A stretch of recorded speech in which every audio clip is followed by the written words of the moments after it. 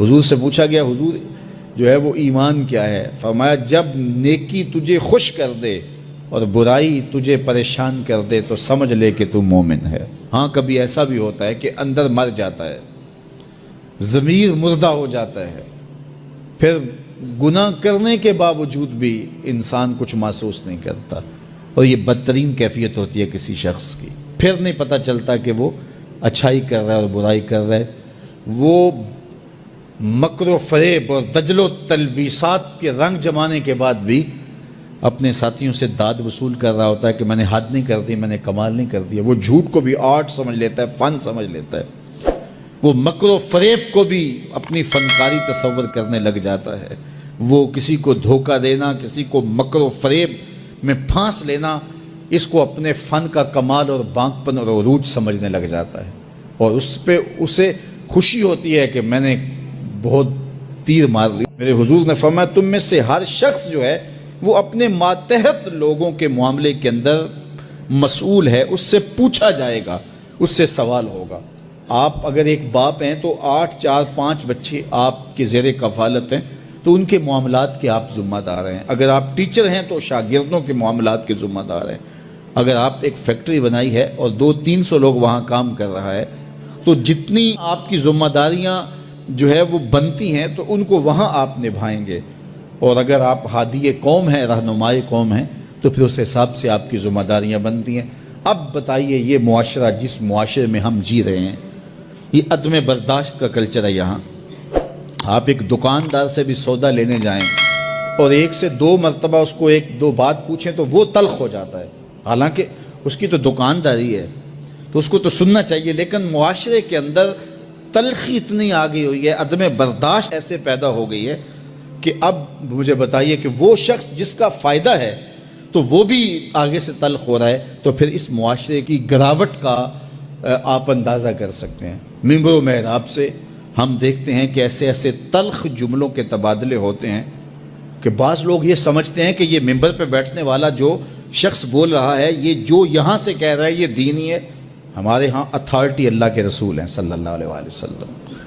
اگر میں اپنے جو ہے وہ نفس کے شکنجے میں کسا ہوا ہوں اور اپنی انا کے جو ہے وہ پنجرے کے اندر ہوں اور میں اس کو دین قرار دیتا ہوں، تو یہ میں اپنے پہ بھی زیادتی کرتا ہوں، لوگوں پہ بھی زیادتی کرتا ہوں۔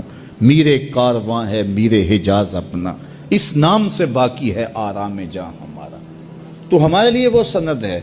تو اگر میں بھی یہاں اپنی گفتگو کو اس انداز سے مرتب کروں کہ اس سے معاشرے کے اندر بد اخلاقی کی نمو ہو، تو پھر مجھے بتائیے گا کہ آپ خیر کہاں سے تلاش کریں گے؟ چوں کفر از خانہ کعبہ برخیزت کجا مان مسلمانی۔ ایک فارسی شاعر نے کہا کہ جب کعبے سے کفر کھڑا ہو جائے تو پھر مسلمانی آپ کہاں سے تلاش کریں گے؟ ممبر و محراب جس کی ذمہ داری ہی حسن اخلاق سکھانا تھا، تو اس کی ذمہ داری جو تھی اس کے برعکس وہ کام کر رہا ہے۔ جس کا کام تزکیہ قلوب تھا، تصفیہ باطن تھا، اب وہ سالکین کا تصفیہ کرنے کی بجائے ان کی جیبیں صاف کرنے کے چکر میں ہے کہ تمہارا دل تو صاف نہیں کر سکتا، تمہاری جیب صاف کر دوں گا۔ تو پھر مجھے بتائیے کہ جو مسند مشیخیت کے اوپر بیٹھا ہے وہ کس گراوٹ کا شکار ہے؟ اس لیے مجھے اور آپ کو اپنے ماحول کے اندر جہاں ہم بیٹھے ہیں، ہمارے ماحول سے وابستہ صرف 3 آدمی ہی کیوں نہ ہو، تو ہم وہاں تو خیر اور وہاں تو بہتری پھیلانے کے لیے کوشاں ہو، اور جب ہم ایسا کریں گے تو میرا مالک ہماری مدد کرے گا۔ تو یہ وہ نمایاں چیزیں ہیں ہمارے دین کی، حسن اخلاق اور حیا۔ تو ہمیں اچھائی کی طرف اپنے آپ کو راغب کرنے کے لیے اپنا محاسبہ ضرور کرنا چاہیے۔ ہر شخص کو اپنے خاندان، اپنے بچوں کی تربیت کا اہتمام کرنا چاہیے۔ اگر سارے افراد خانہ بیٹھ کر کے پلاٹوں کی، کوٹھیوں کی، گاڑیوں کی باتیں کریں گے روز، تو حفظ دنیا پیدا ہوگی، ہرس پیدا ہوگی۔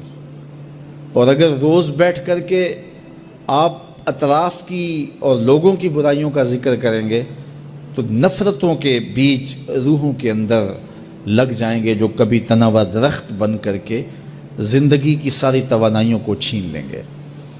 اور اگر ہم اپنی برائیوں اور کوتاہیوں کا جائزہ لیں اور اچھے اخلاق اور اچھے کردار کی نشأت کے لیے ہم کوشاں ہو جائیں تو ہماری یہ کوشش ضرور برآمد ہوگی اور نتیجہ خیز ہوگی، اور اچھا خاندان اچھے معاشرے کی تشکیل کا ذریعہ بنتا ہے۔ فرد سے خاندان بنتا ہے، خاندان سے پھر معاشرہ بنتا ہے، اور اچھے معاشرے پھر آگے کوئی کارہائے نمایاں سر انجام دے سکتے ہیں۔ تو دور موجود کے اندر جہاں ہم اپنے ہمسایوں سے، رشتہ داروں سے، اپنے ملنے والوں سے، معاشرے میں، چلتے ہوئے بازار میں، گزرگاہوں میں لوگوں کے ساتھ رویے، تلخ جملے اور جو ہمارا انداز تکلم ہوتا ہے، یہ ہمارا دین کیا کوئی بھی صائب معاشرہ اس کی اجازت نہیں دیتا۔ اس لیے ہم خوبصورتی کو اپنا شعار زندگی بنائیں اور اپنے رویوں میں جمال پیدا کریں، رویوں میں خوبصورتی پیدا کریں، تاکہ ہماری بولی روحوں کے اندر اترے اور من میں روشنیوں کا ساماں کرے۔ عدم برداشت کے کلچر کو ختم کر کے برداشت کے ماحول کو پیدا کریں، حیا باختگی کے ماحول کی بجائے حیا کی کوپلیں پھوٹیں، اور آنکھوں میں، رویوں میں، انداز تکلم میں اور انسان کے دیگر امور زندگی کے اندر حیا اور خوبصورتی کے لہجے پیدا ہوں۔ ہماری زبان جو ہے وہ ایسی خوبصورت باتوں سے مزین ہو کہ قیامت کے دن جب نامہ اعمال رکھا جائے تو حسن خلق کا وزن ہمارے گناہوں کو کم کر دے اور ہماری نیکیاں حسن خلق کی وجہ سے بلند اور بالا۔ دین اخلاقی قدروں کی سربلندی کا نام ہے، اور مادی ترقی اور مادی عروج یہ بالکل ثانوی حیثیت رکھتے ہیں۔ آسمانی کتب نے خیر کی حوصلہ افزائی کی ہے، شر کی حوصلہ شکنی کی ہے۔ نبیوں نے، مصلحین امت نے ہمیں بتایا ہے، اچھی قوموں میں اخلاقی قدروں کی پذیرائی کی جاتی ہے اور برے اخلاق پر مذمت ہوتی ہے۔ یہ دنیا کے اوپر مروج ہے، لیکن اگر یہ سب کچھ نہ بھی ہو تو پھر بھی انسانی فطرت کے اندر یہ چیز رکھی گئی ہے کہ خیر کیا ہے، شر کیا ہے۔ یہ مجھے اور آپ کو پتہ ہے، اچھائی کیا ہے، ہمیں پتہ ہے کہ برائی کیا ہے۔ تو ہر شخص کے اندر مفتی بیٹھا ہوا ہے، وہ میز کے اوپر سے رشوت لینے لگے یا میز کے نیچے سے پیسے پکڑنے لگے، اندر گھنٹیاں بجنا شروع ہو جاتی ہیں، تم غلط کر رہے ہو۔ دیوار رکھتے ہوئے ہمسائے کی 2 انچ دبانے لگے تو ضمیر آوازیں دیتا ہے کہ تم غلط کر رہے ہو۔ یہ اندر مفتی ہے جو فتوے دیتا ہے۔ کسی کمزور کے منہ پہ تھپڑ مارو، کسی کو اذیت پہنچاؤ، کسی کا حق غصب کرو، کسی کے حقوق پامال کرو، تو اندر گھنٹیاں بجتی ہیں کہ صاحب غلط چل رہے ہو۔ تو یہ اندر ضمیر انسان کو بتاتا ہے، یہ دل مفتی بیٹھا ہوا یہ بتائے گا اچھائی کیا ہے۔